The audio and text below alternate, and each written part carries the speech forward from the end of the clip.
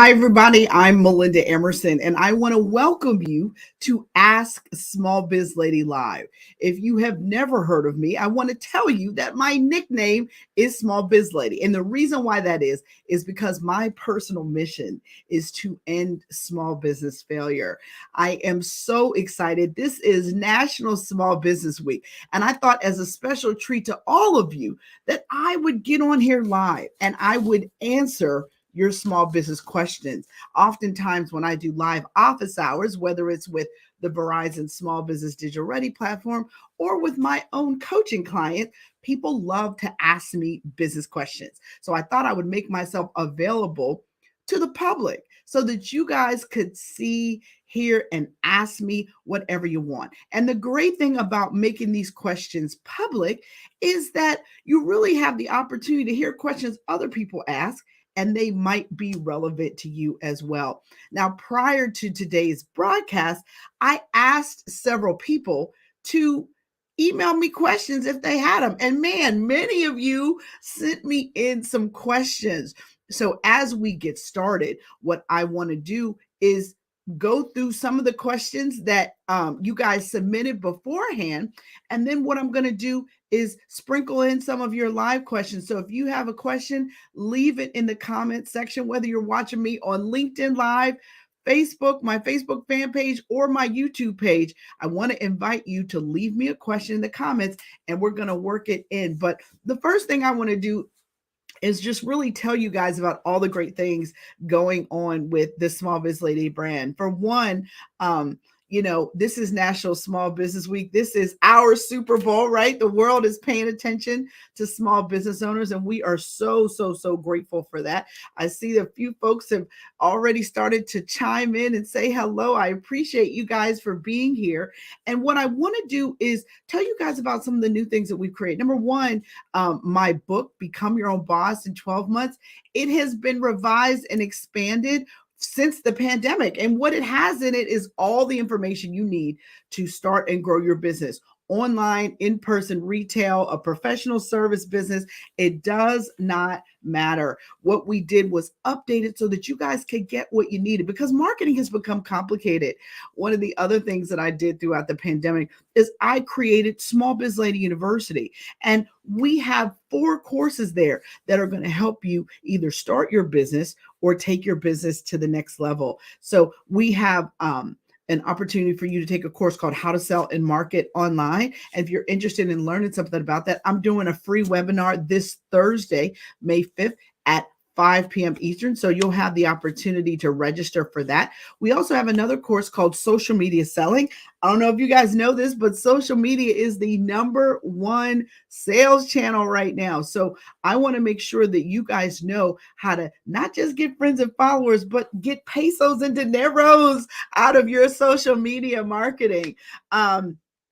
I also want to give you guys the opportunity to learn about email, because email is the ultimate follow-up system for any small business. So I want you guys to know that I have another course called Ultimate Guide to Email Marketing. Now, all of these online marketing classes are just 6 weeks. So if you guys, you can take one course or you can take all 3 and earn your online marketing certificate. And the best thing about these courses are they're open to you for 1 year. It's not 6 weeks and you're cut off. You can go back in. We have an amazing ebook for each course that's also a workbook so that you guys can go through. I want you guys to really learn these skills. A webinar is not enough. So I put together these courses. They're college level courses. So don't sleep. It's a lot of work, but I want you guys to get the skills so that you can build revenue in your business for a lifetime. So all you guys have to do is go over to smallbizladyuniversity.com,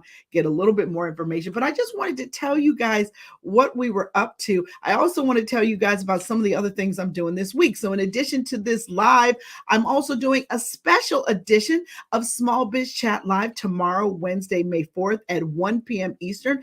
I'm going to have author Barry Moltz. I have the lifestyle CEO, Donna Maria. I also have a speaker coach. She is going to help you how to learn how to use speaking to grow your business. And her name is Misty Maya. And she is going to really break it down for us about how to really, do speaking the right way. So with that, I just want to jump in and start answering some of you guys' questions. I appreciate so many of you for jumping on. I see my comment section jumping here. So I am so hyped to have you guys with me today. And special shout out to my dear friend, Pam Perry. She is always on the spot helping to promote me. And I just can't thank her enough. She was my Shiro from afar who became my friend. And so I'm so grateful to have her here with us today. She is the PR maven with the mostest. So if any of you guys need support with a book coming out or just how to build your business, check out Pam Perry.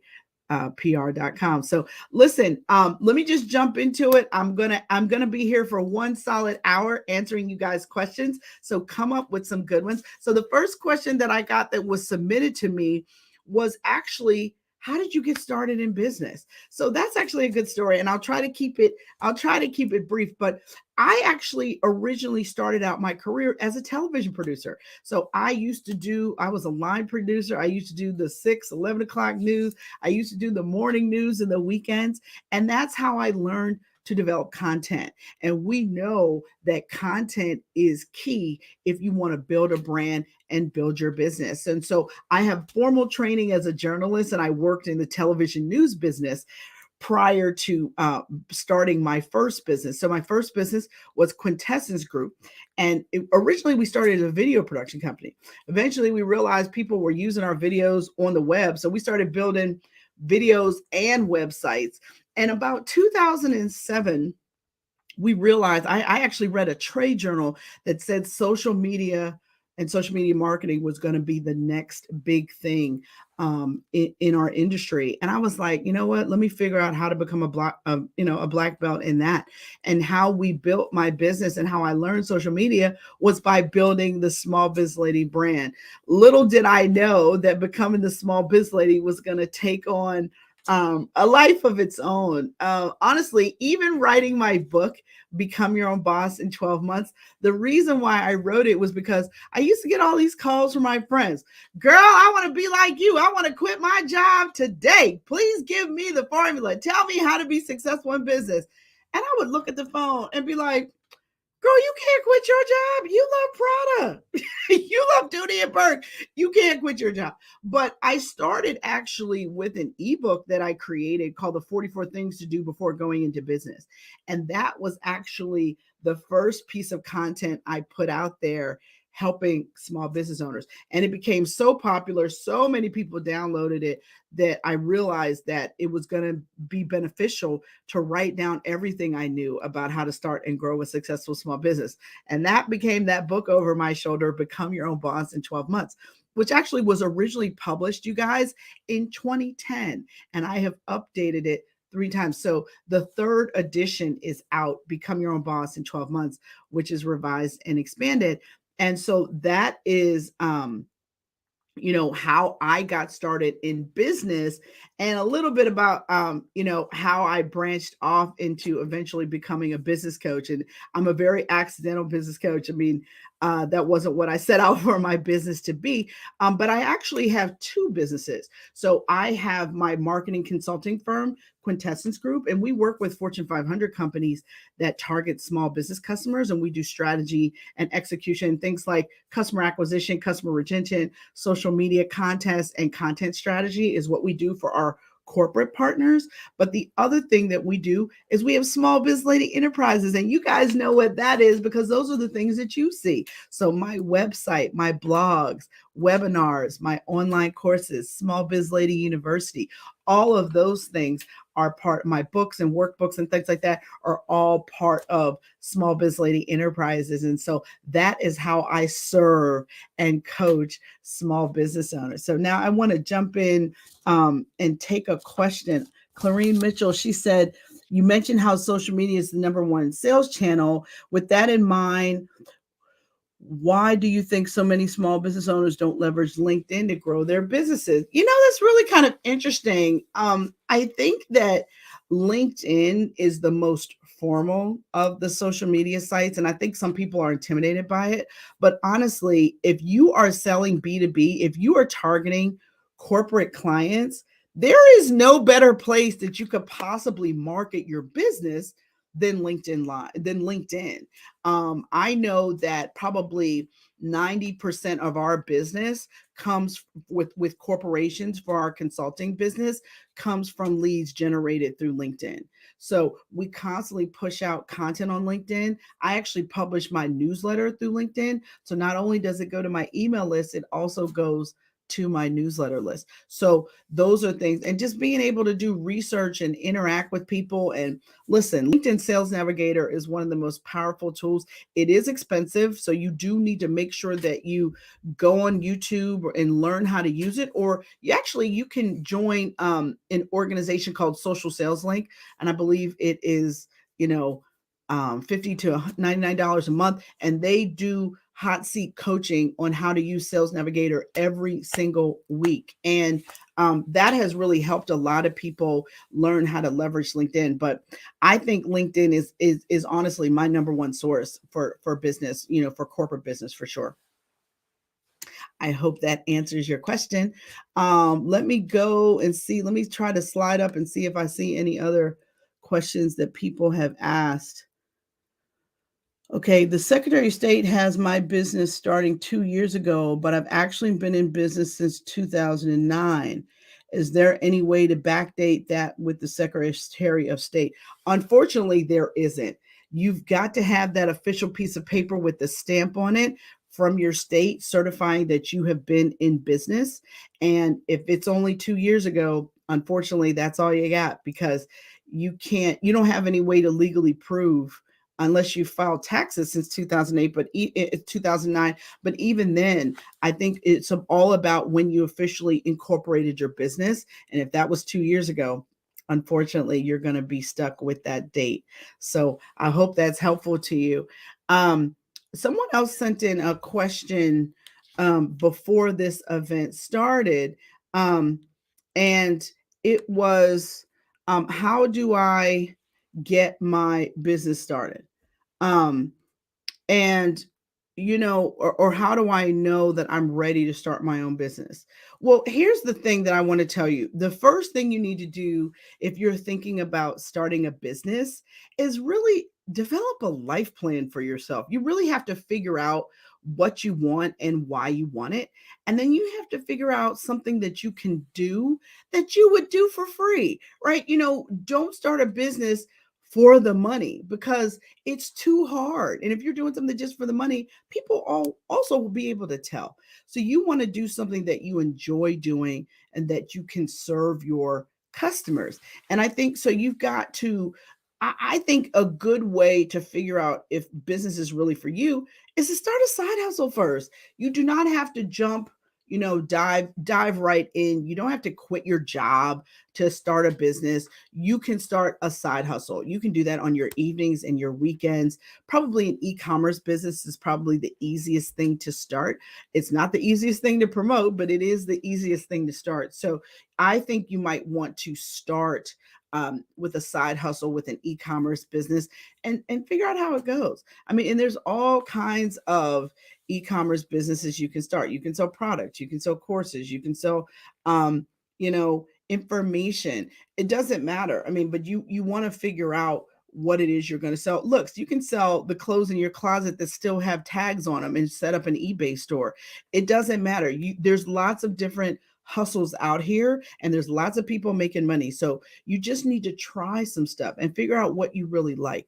The last thing I want you to do, though, is go into a business that you don't know anything about. So I want you to figure out how you can get some industry experience. Maybe you need to go work for a business like the one you want to start, but it is really important for you to get some industry experience, talk to other people, go to a conference in your industry, so you can learn sort of what we call that insider information about how to start or grow your business.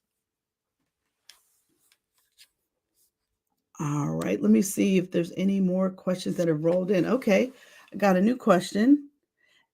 As a small business owner consultant As a small business owner, consultants and assistants can be expensive, um, especially during your startup season.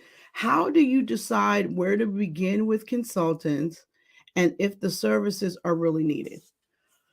I completely understand this question. And what I would say to you is you have to know the difference between boss work and worker bee work. And so if you realize that you're spending too much time on worker bee work, that's when you know it's time to outsource some stuff. So I'll give you an example of some easy things that you can outsource.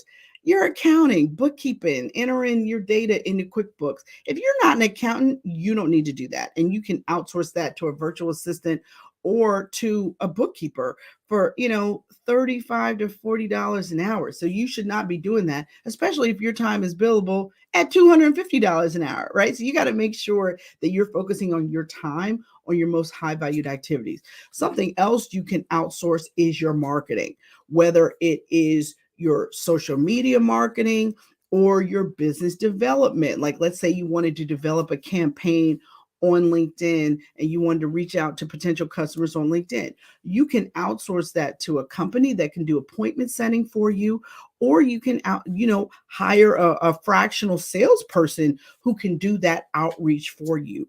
You don't have to be everywhere, but your brand has to be everywhere. So just make sure that you're thinking through, and then look at your budget, look at what you can afford in terms of what you can pay for. And then sometimes you can get salespeople to work on a commission basis, but the commission has to be worth it. So I wouldn't go lower than 15% if you're going to try to get a salesperson to work for you. So you need to think about how your business is structured and what activity is going to free up your time or help you drive more business. That's how you decide what types of services you want to outsource to help you in your business.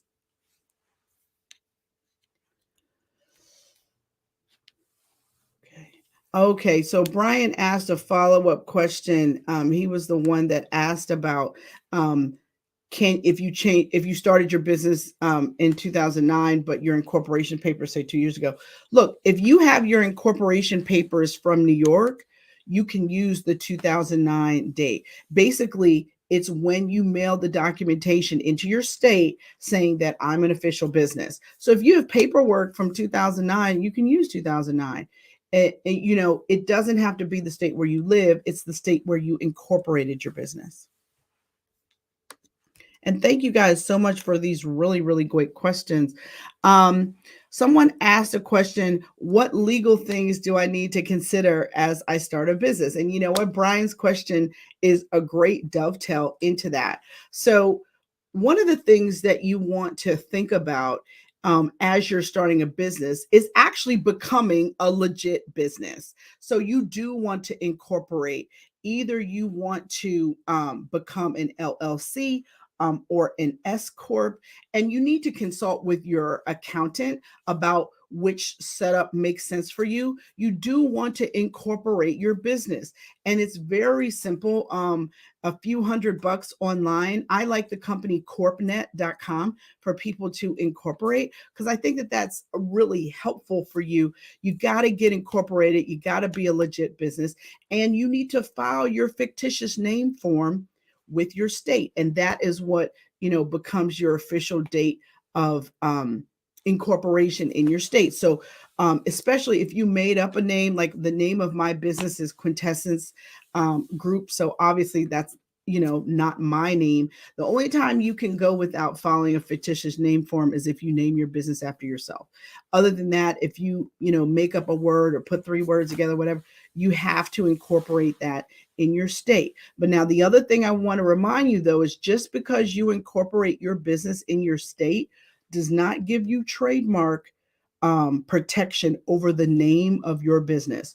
You actually have to work with an IP lawyer to file for your name as a trademark, and you have to show use before you can file as a trademark. So you have to show that you've got stationary logo or that you're on social media using that name. You've got to be able to show use so that you can file for a trademark, but you need an intellectual property lawyer in order to do that. So you got to incorporate, you got to file with your state so that they can get your official date of incorporation on the books, and you've got to make sure that you protect your trademark with an intellectual property lawyer. If it's a popular name that you think you might want to use, or if, like, you want to get t-shirts made or something like that, I would definitely trademark it. Like, so for example, Small Biz Lady is trademarked, Small Biz Chat is trademarked, other things that we have in our business. My book title, Fix Your Business, is not it's not trademarked as a book title because you cannot trademark a book title. Anybody can write a book called Become Your Own Boss in 12 months. However, my book has been in print for 11 years, so good luck with that. But my point is that you want to make sure that you have a lawyer in your life that can look over any document anyone puts in front of you. And you also want to make sure that you have an intellectual property lawyer, because your lawyer that looks over your contracts is not an intellectual property lawyer. You need special lawyers for special things. So for example, let's say you are going to sign up for a franchise. Let me tell you guys something. A franchise contract is the scariest contract you will ever sign in your life. Don't let your cousin that's a lawyer look at your franchise agreement. You need a lawyer who is a franchise lawyer, who specializes in looking at those kinds of agreements, because there's always clauses in them for the house to win, right? So what do they tell you all the time when you go to casino? The house always wins. Well, usually the person issuing the contract has most of the benefits in the contract for them. So you want to make sure that you got somebody looking out for you so that you can make sure that all of your rights are protected. Let me go on to another question. Someone submitted this question in advance. How do I set my prices? Now, the easiest way for me to explain that is to just walk you guys through a little exercise about this tube of lipstick. Okay, so let's talk about this tube of lipstick. How much does it cost to get the casing, to get the actual material, the actual lipstick in the tube? Let's just say it costs us wholesale $4.20 per unit to actually get this tube of lipstick.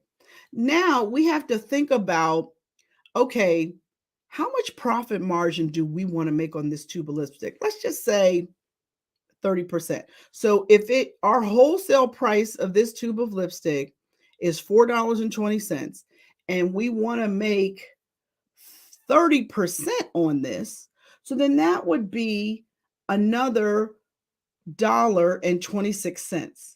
So now we're up to, what are we up to? $5.46. So with our profit and our, pure costs. But let's talk about our other costs. So a lot of times what I see small businesses get messed up with is they forget to put in a percentage of what we call overhead and G&A. And G&A stands for general and administrative costs. So what are those costs? Those costs are your accountant, legal, marketing, even your personal time to get the stuff, to put it in the tube, or hire people to do that.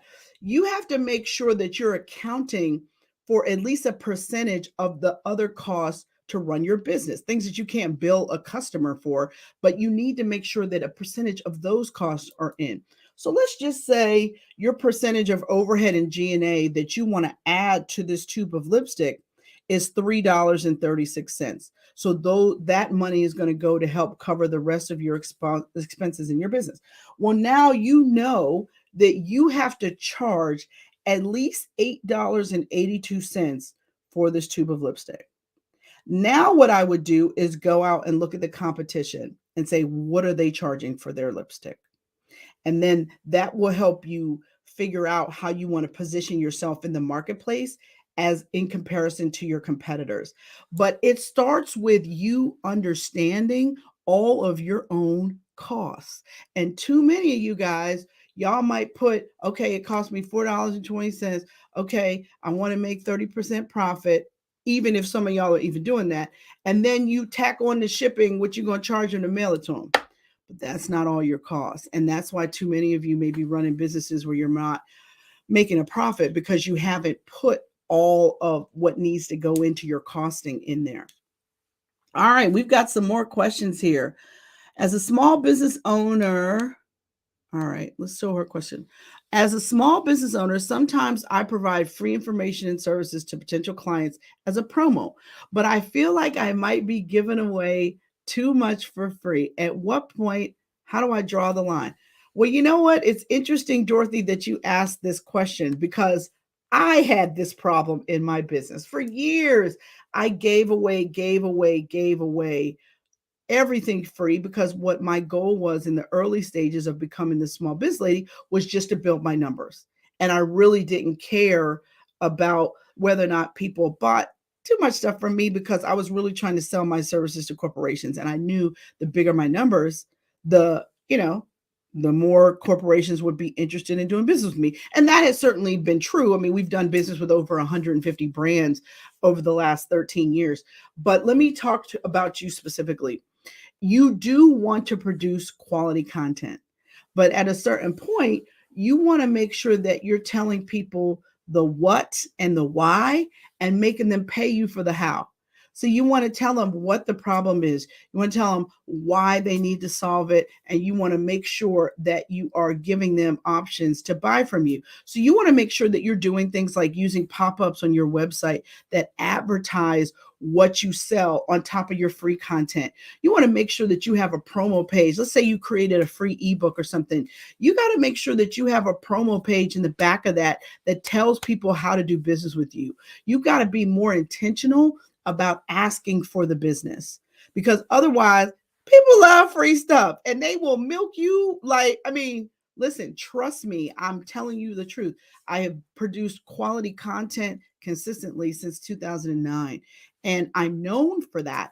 But there's a cost to that. And you want to make sure that you are asking people for the business. You want to make sure that you've got great landing pages, that you've got sales funnels, that when somebody downloads something from you, it drives them to be in your funnel and then to get additional offers. Now, it is important to build trust and to demonstrate your expertise first. But you got to make sure that you're getting these people on an email list and in a sales funnel so that you can start selling them stuff. And let me tell you about the sales funnel just for a second. When people get on my email list, if they don't open one of my emails in 90 days, we kick them off the list, because I don't want people that aren't interested in opening my emails. And that is how I keep my email open rate 30% or higher. If it's under 30%, I'm mad. I want to find out what happened. Who's not opening my stuff? If you're not opening my stuff, there you go. So if you keep your email list clean, that will also help you decide who's just there for the free stuff and who's actually interested in potentially becoming a client. So I hope that is helpful. I see another question here. Let me show your question. What would you suggest a person going through a divorce? Keep their married name for the business purposes, or is it safe to return to your maiden name? All right. Now, I'm actually a good person to ask this question to, because I went through this. So some of you may or may not know that I am divorced.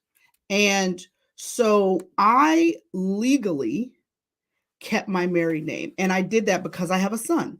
And I never wanted to go up to the school and have people thinking like that I had not been married to his father, right? So I kept that name, and personally, I use that name.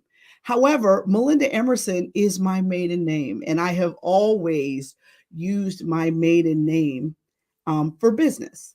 Now, if you built your business with your husband's name, and now you guys are getting divorced, honestly, if people know you by your name, that name, if your social media is that name, I would keep it, because it's really hard to brand yourself, and it's even harder to rebrand yourself.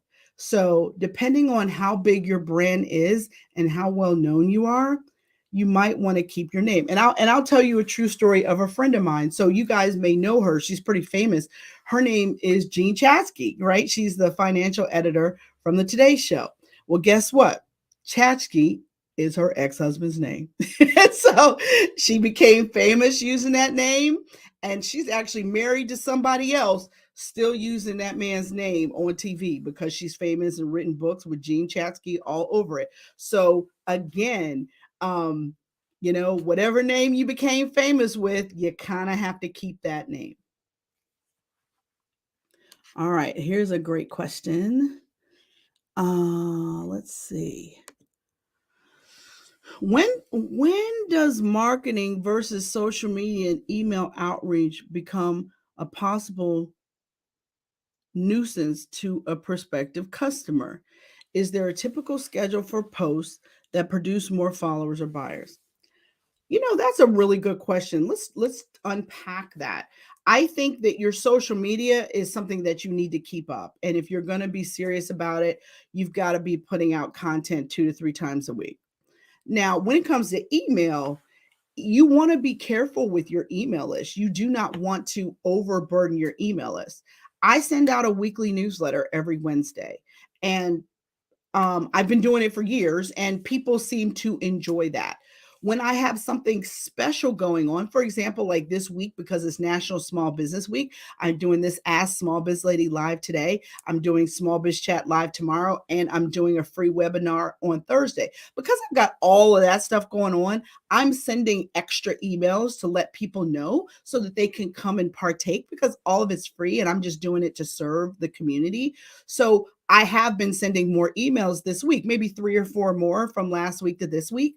But you do want to make sure that whenever you're sending emails, they have helpful information in them. You don't want to send an email, buy my stuff, here's a coupon. I mean, you might want to do that right after a sale if you want to, try to get them to come back in and buy something right away.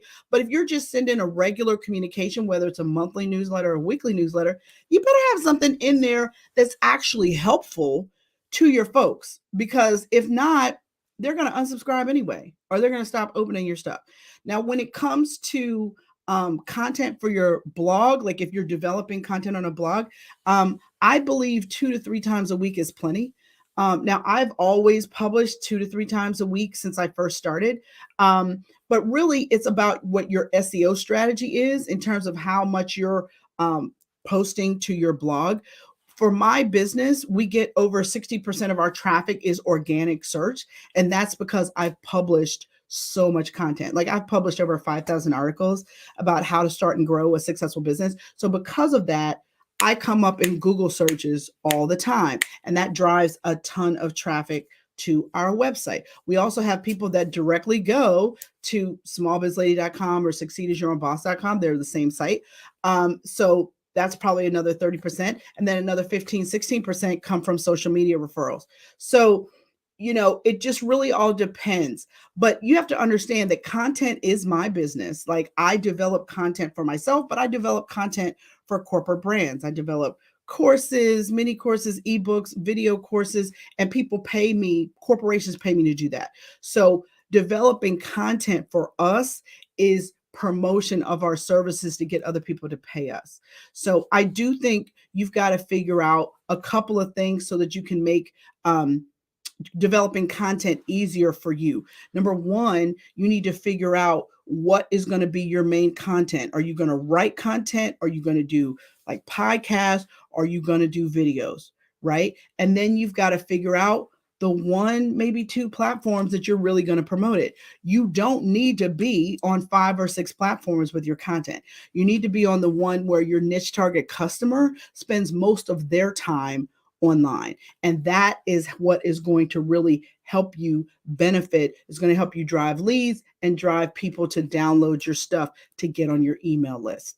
And so really it's about and I'm also the queen of repurposing content too. So I love to do things like this and then let my social media team cut it up and turn it into snippets all over the internet. So you want to make sure that you have at least 2 or 3 ways to repurpose your content. So when I do a small biz chat live, when I interview those 3 guests live, once a month, I turn those interviews into my podcast. So I don't do separate interviews for podcasts. I repurpose my video in interviews as podcasts. So again, and then we turn it into a blog post on top of that.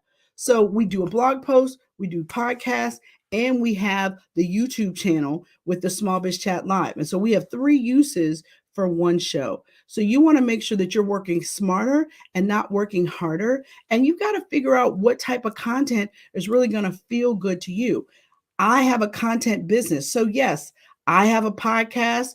I do videos. I do reels on TikTok and Instagram. And I do, blog content 2 to 3 times a week. But that's me. I am a writer. I wanted to be a writer since I was in 8th grade. I'm a machine, right? So you don't want to necessarily be competing with me.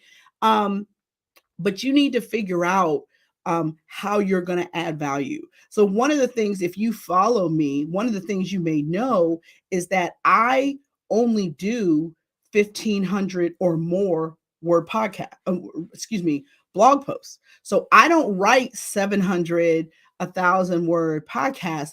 I write 1,500 word podcasts.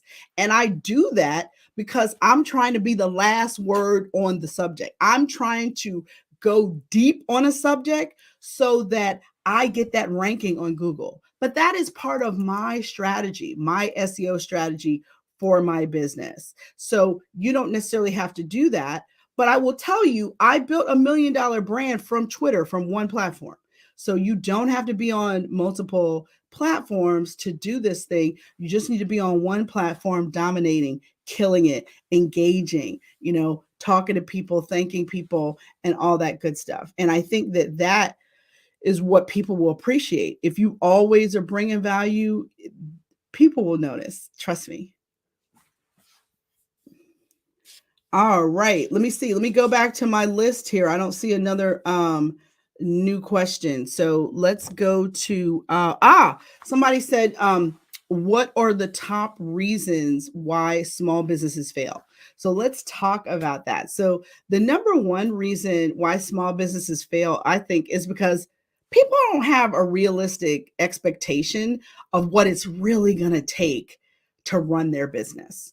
And I think that I don't know what it is, but everybody seems to have what I call this fantasy of grandeur about running a business. Like somehow you're going to have more time or be able to meet the school bus or whatever. No, in your first few years of a business, your business owns you. And you have to understand that it's going to take every bit of money, every bit of energy that you have to really build your business. And so you probably won't get sort of what we call time freedom back until year 4. And hopefully you'll be able to take a regular paycheck year 3 to 4. But listen, it's rough stuff out here, especially in the early days, trying to get traction, get your brand out there, get customers to pay you and pay you on time. So there's a lot that goes into being successful in business. The second reason why small business fail is because people chase anybody that they think has money, as opposed to having a specific niche target customer. And that's bad for business. You want to, the 2 things that every small business has is limited time and limited resources. So you need to focus on a marketing target that you can actually hit. So focus on a niche target customer. I think the third reason why small businesses fail is because people spend too much time chasing new customers as opposed to nurturing existing customers. And let me tell you what I mean by that. A new customer is only 5 to 20% likely to buy. An existing customer is 60 to 70% likely to buy from you again. So you need to spend your time loving on your existing customers, sending them emails, helping them with great articles, having special events for your VIP folks that have already done business with you. That is where it's more beneficial to you to spend your time. And so you want to make sure that you are focusing on your existing customers, because those are the folks that are going to become your advocates and raving fans. Those are the people that are going to give you a review on Amazon or on Yelp or whatever.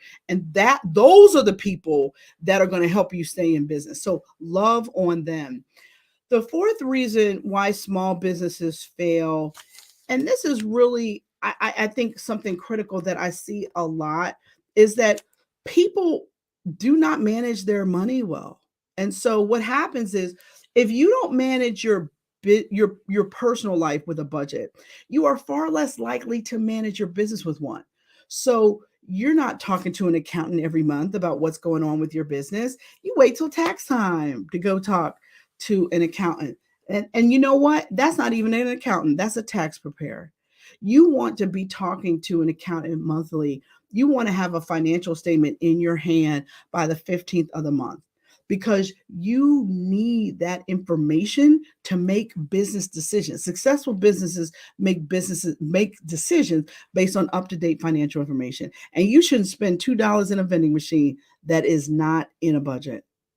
You want to make sure that you know where your money goes. Those you guys out here with this latte a day habit and all this kind of stuff, you guys are wasting money. And you could be saving that money to put into your business or to start your business. So you got to look at all the ways you spend money. You need to track all the ways you spend money. You need to look at your personal banking statements just like you look at your business banking statements. Don't trust your bank. They make clerical mistakes too. So you want to make sure that you know what's going on with your money, right? And then I would say the last reason why small businesses fail, and we saw this during the pandemic, people don't know online marketing. I mean, think about all the things you buy now online that you didn't 2 years ago.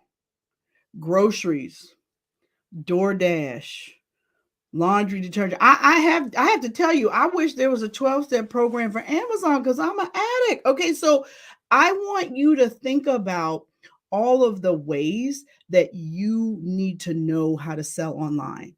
Do you know about SEO? Do you, even if you're, let's say you're selling on Amazon, did you know you got to be buying ads on Amazon? Amazon got the traffic, but you still got to stand out from the other 5 million people on their platform. So how are you going to do that? Well, you can buy ads on Amazon, but not only that, just really understanding how to sell without ads, how to sell with ads. You got to make sure that you have email, because the first time somebody sees your offer, and they're actually not likely to buy from you because they don't know you yet. You don't have no relationship. There's no trust there unless there's a dire need. Like when everybody was running around here, trying to get masks and all this kind of stuff, you were willing to buy masks from anybody because everybody was panicked for that. But let's say you have some time to research who you want to do business with. Well, you got to give some. You got to give those good free nuggets. They've got to find a great website from you. They've got to see pros and cons that you say about your competitors, like why you stand out. And that's how you're going to win in business. So if you don't know online marketing, I got to tell you, I got a great resource for you. During the pandemic, when I saw so many small businesses go down, particularly businesses of color, that hurt me to my whole heart. I mean, when I see it going out of business sign, it is like kryptonite. Like, it hurts me. So what I did was I created SmallBizLady University, and I created 3 online marketing courses in particular: how to sell and market online.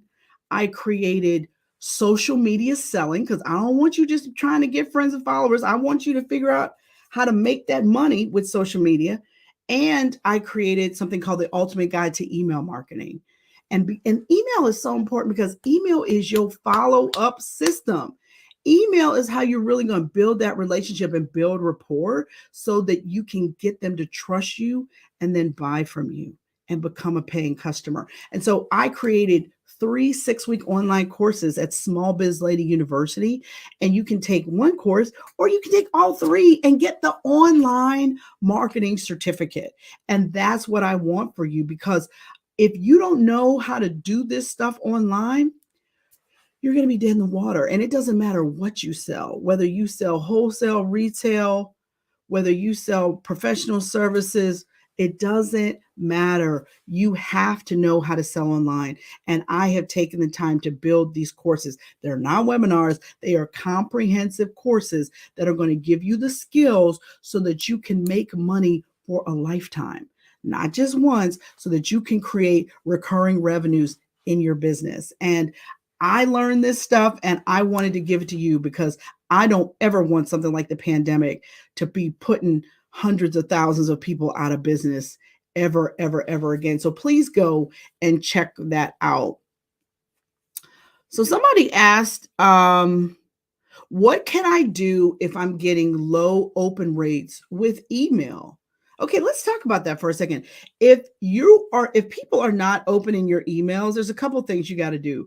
First of all, you need to look at what is the content of your emails. Are you adding value, or are you just promoting yourself? And I hope it's the former, not the latter. You've got to make sure you've got, tips in there, a helpful article. You can add a promo at the bottom, but the promo can't be at the top, right? You got to make sure that you're adding good content. You also need to make sure that you are giving good hygiene, like good email hygiene. So like I mentioned earlier, you've got to be pruning your list. If someone hasn't opened your email in 90 days, cut them, get them off your list. They're not serious. They don't want to have a relationship with you. They just playing with your emotions. So cut them, get them off your list. The other thing I would say too is that you want to be making sure that you play with maybe the time of day that you're sending out your emails. We know from research that actually Tuesday is the best day to send out email in email newsletter or something like that. Now I send mine out on Wednesdays because Wednesday is my day. I've always done small biz chat on Wednesdays. So Wednesday is a better day for me in my business, but play with the time of day, play with the day of the week. That's another thing that might help you try to figure out how to get your email open rates. And then also look at your headlines.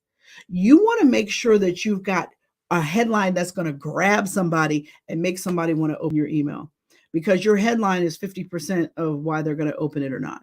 So that would be the answer to that. If you are getting low open rates with your emails, by all means, start testing stuff, start playing with stuff, and see if you can get better open rates. And by the way, your goal should be at least a 20% open rate or higher.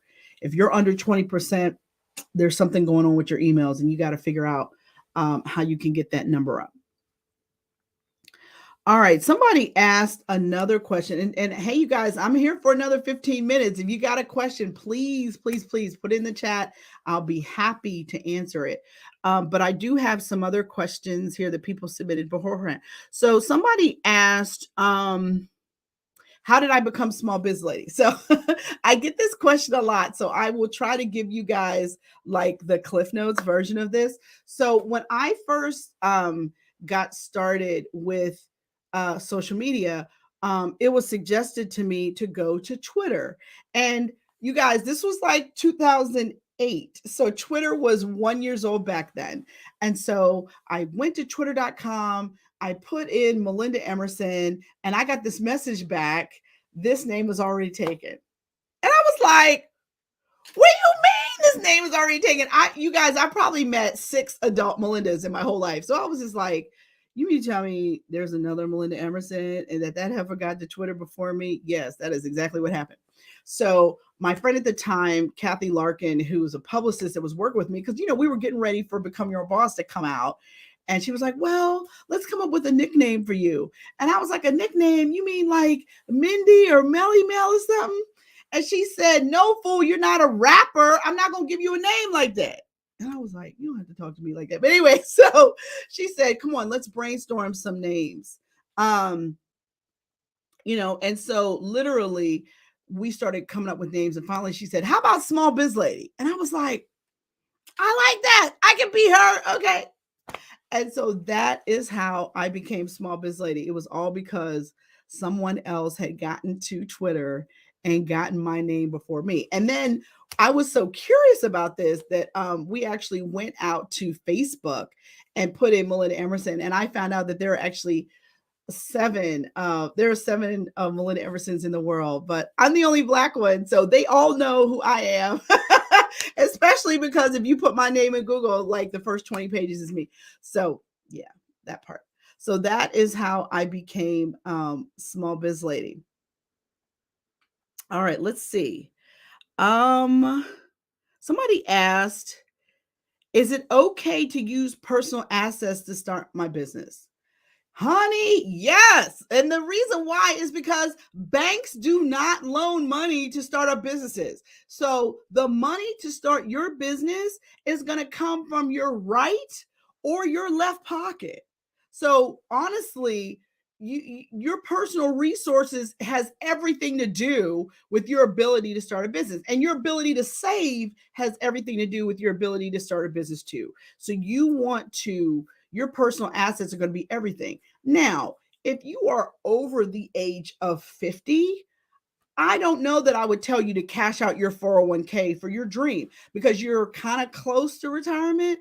But I think that you want to look at other assets. Do you have real estate? Do you have a rental property that you can pull out some equity to invest in your business? You've got to figure out how you're going to come up with money to invest in your business, because a bank won't even look at you for a line of credit until you've been in business 2 years. And you got to be 2 years with positive cash flow. And by the way, they're only going to loan you 10% of your gross revenue. So if your gross revenue is $200,000 in revenue, the most you can get is a $20,000 line of credit. And that's not that much money. So you want to make sure that you've got, that you're debt free on your credit cards, because you're going to need to use that credit capacity.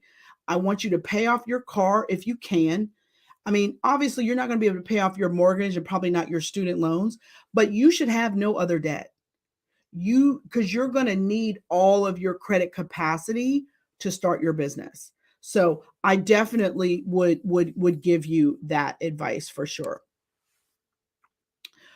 All right, here's another question from Dorothy. What recommendations do you have about collaborating with other small business on projects? Sometimes I'm cautious because I'm always asking myself, what is the other business owner bringing to the table that makes it worth a collaboration? Well, you're right to ask that question, but listen, you can always go further with a partner. And if you've got somebody who's got a bigger business than you, who maybe can go in on a piece of business, or let's say you're pursuing a government contract and there's a large company that has, better past performance than you, then it makes sense for you to collaborate with them. But you do want to be cautious. You do want to sign a partnership agreement and a, NDA confidentiality thing, so that, should things go awry, there is a piece of paper that decides how everyone gets paid and how the relationship gets dissolved. But don't be afraid to collaborate with people. It's like dating, right? Start with a small project, and if that goes well, do a bigger project, right? So I think that, we feel like we need to do it all by ourselves. You don't. There's other people that have been there, done that, and you can benefit, frankly, from their hard-learned lessons. So, make sure you trust the person. Like if your gut is telling you this is not a good person, that to me, I always believe that's always God saying, run, don't do it. So if you don't feel good about the person, that's a reason not to do business with them. But if you don't, like, if your spider sense is not tingling, try it. Just try it with a small project. All right, here's another question. Where do you go for free but quality business help? What resources, including your book, which I am soon to order on Amazon, are helpful to keep business owners up to date and relevant?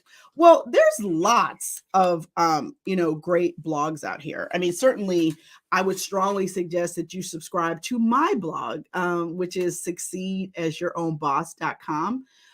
But and the other thing too is, I've written over 5,000 articles. So if you go to my website and just go to the search bar, literally you can put in any topic you can think of, and I've got some content for you. I promise you that. But there's some other fantastic blogs out here. I'm a big fan of HubSpot's blog.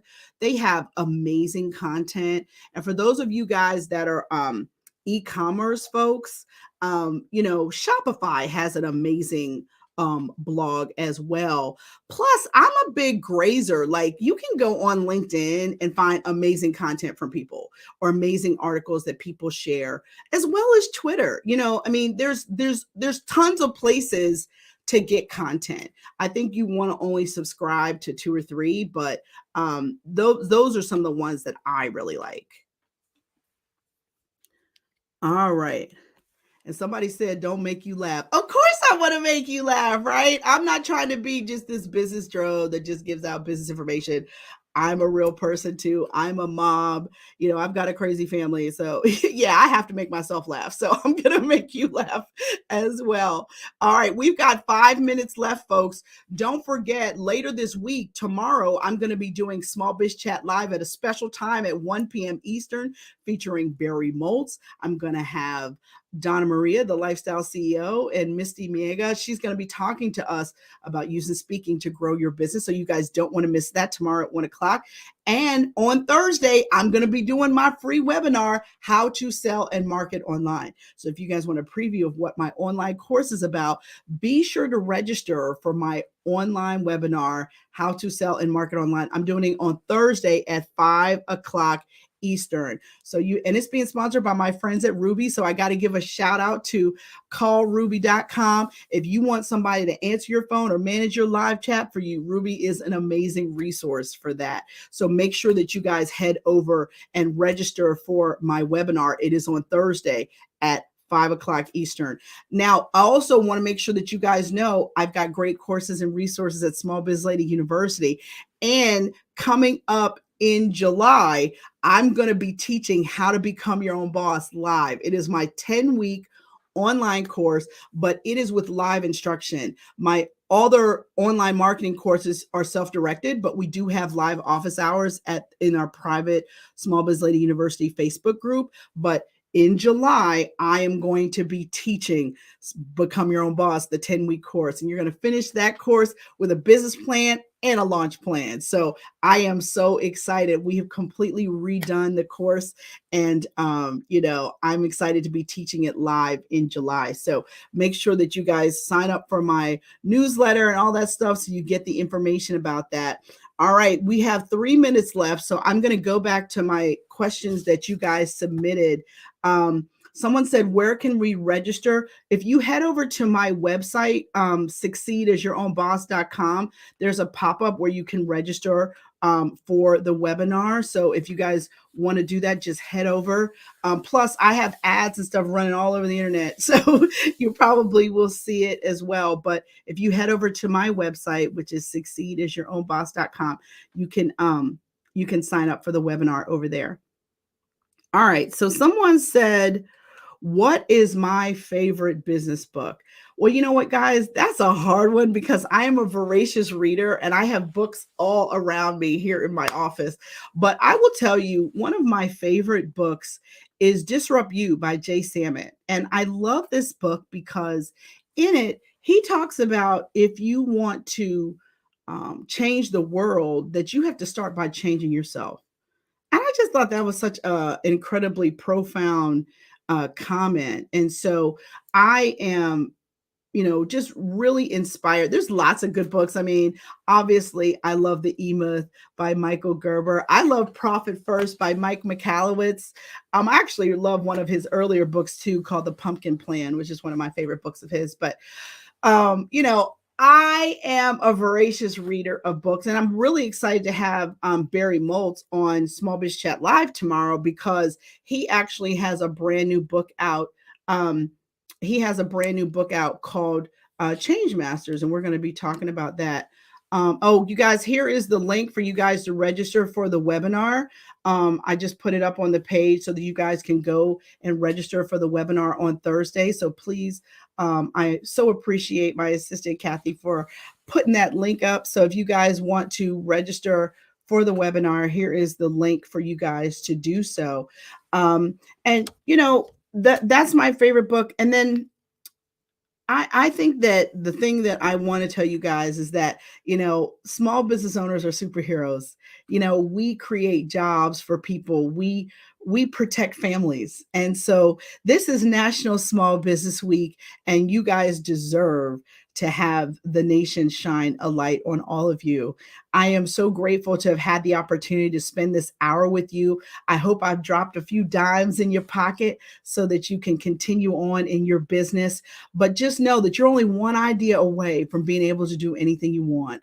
And I'm just excited and blessed and grateful to have the opportunity to be your small biz lady. And I will leave you with this: you never lose in business, either you win or you learn. So I just want to invite all of you, make sure that you guys come out tomorrow at 1 o'clock for Small Biz Chat Live. We will be on my Facebook page and on YouTube. And then on Thursday at 5 o'clock, I'm going to be doing the webinar, How to Sell and Market Online. All right, everybody, God bless. Have a great rest of your day.